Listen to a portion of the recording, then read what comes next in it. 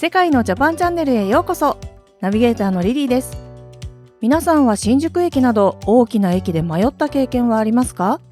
新宿駅などは大きい上に複雑で有名なので、出口どこだなど困惑した経験がある人も多いと思います。そんな日本人の私たちでも迷うことのある新宿駅ですが、もし外国人なら文字などが読めない分、私たち以上に時間がかかってしまうでしょう。今回は都内の駅の案内表示について投稿されたある写真に関する話題と、この写真に対する海外の人々の反応を合わせてご紹介します。この動画が少しでも良かったなと感じていただけたら、チャンネル登録と高評価ボタンをお願いいたします。それでは行きましょう。日本を訪れる海外の旅行者はツアーで参加する人もいますが、自由に行動がしたいということで自分で計画を立てて来日する人もたくさんいます。ツアーであれば旅行会社が用意した移動手段で目的地を回ることになり、慣れない地で迷子になることは少ないかもしれませんが、個人での旅行は自由に移動することができる反面、公共の交通機関を利用して目的地まで自力で移動しなければなりません。すべての移動が自己での判断になるので、都内を移動する海外の人を見ると感心してしまいますよね。旅行者や土地勘のない人にとっては案内表示が頼りになりますが、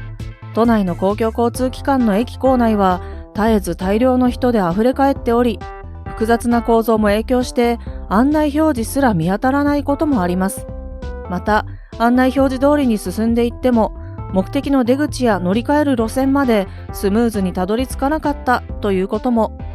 そんな迷路のような東京の駅構内ですが、以前 SNS に投稿されたある写真が海外で話題になっていました。その写真は新宿駅のホームにある出口案内の標識を撮影したものですが、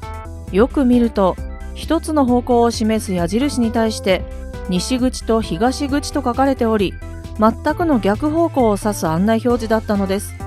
この衝撃の写真には、世界中の人々から驚きの声や、日本の駅の事情を知っている人からは当たり前だよといった声など、様々なコメントが寄せられていましたので、その一部をご紹介します。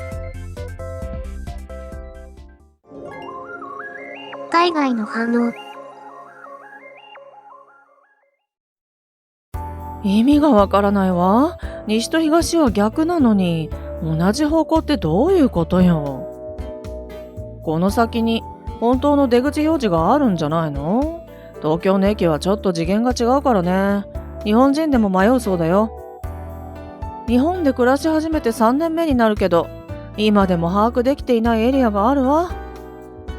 東口と西口は途中まで同じ方向ってことだろ？東京の駅をゲームにしてくれたら、事前に探検してレイアウトを学んでおくよ。大きい駅は工事を繰り返すから、攻略したってすぐに変化するさ。それに、東京の駅の地図をそのままゲームのダンジョンにしたら絶対やばいぞ。大手町、丸の内、有楽町。個人的にこの辺はかなり迷いやすい。新宿はまだマシかな。僕も同意見。個人的に新宿は迷宮というほどでもなかったけどな。人の多さには驚愕したけどね。俺は日本の駅で迷ったことは一度もない。そこら中に分かりやすい標識があるから、あれ以上分かりやすくするのは難しいと思うけど。東京で迷ったことがないだって？どこが分かりやすいんだ？案内を見ても迷うし、それに写真の説明がつかない。新宿駅に初めて行った時、東口から出ようとしてたどり着いたのは西口だった。あんな案内表示じゃわからないよ。外に出れた時は迷路から脱出できた気がしてほっとしたよ。日本の駅は大げさじゃなく迷路だよね。私もよく迷子になるから、その時は一旦駅の外に出ちゃってから歩くことにしている。僕も迷った時はとりあえず元の場所に戻るよ。戻ったところから出直すのがベストだと思う。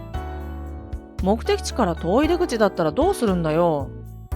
元の場所にも駅の外にも行けないんですけど。この案内表示は合ってるの？全く違う出口なのに矢印が1個ってどういうこと？わかるぞ。ようやく探した案内表示がこれだと不安になるよな。この案内は旅行者に不親切。慣れてる人はわかるんだろうけど。東京は降りた駅と出口で駅名が違うことがあるんだよな。いつの間にかワープゾーンを体験できるのが魅力だけど。カナダ人で唱え済みだけど、たまにしか行かない新宿は未だに迷子になるよ。行くたびに景色が変わっていて、初めて行く場所になってしまうんだ。今度日本に行くときまでに超わかりやすい出口案内アプリを誰か作ってくれ。東京に住むスリランカ人ですが、アプリありますよ。迷いますけど。駅構内の案内アプリあるけど、いちいち見ながら歩くのが面倒。結局案内表示を見て歩くけど、間違った出口に出るんだよな。昔、新宿駅で迷ったことがあります。出口表示を確認してから歩いたのに、出たら位置が違っていて、目的地と反対方向。地下だとマップが現在地を拾ってくれなくて、目的の出口探すのに一苦労。結果、約束に間に合わず、何しに来たのかわからなかった。私も日比谷の東宝シネマに初めて行った時、Google マップだと A13 の出口が一番近いようだったけど、地下鉄降りたら出口表示は A5 になってるから、素直に従って A5 から地上に出たら全然たどり着けなくて、開園に間に合わなかったわ。そもそも建物を間違えていたから私が悪いんだけど。この写真はシンプルに目的地を表示しているつもりだろうけど、シンプルすぎて不安になるわ。新宿駅の端で降りて反対側の端まで行くために別のホームを通って階段の上り下りを繰り返し20分かかったのを思い出した。その出口案内は正解だろうけど不安になるのがすごいわかる。日本人は慣れているのかな？駅の中にいても難しいよ。この写真は新宿？渋谷駅構内の出口表示もわかりにくいよ。ハチ公口とか、もやいある出口とか、わかりやすく書いてくれ。池袋駅の構内出口表示の方がかなりトリッキーだぞ。どこに行きたかったのかわからなくなりそうだ。慣れているとはいえ、日本人は識別しているのか？すごいよ。以上が海外の人々の反応です。投稿の写真に対してもそうでしたが、東京に住んでいる海外出身の人々のコメント内容からも、いかに新宿駅の構造が複雑なのかが伝わってきましたね。実際に日本人でも案内表示が分かりづらく困ったというエピソードがあります。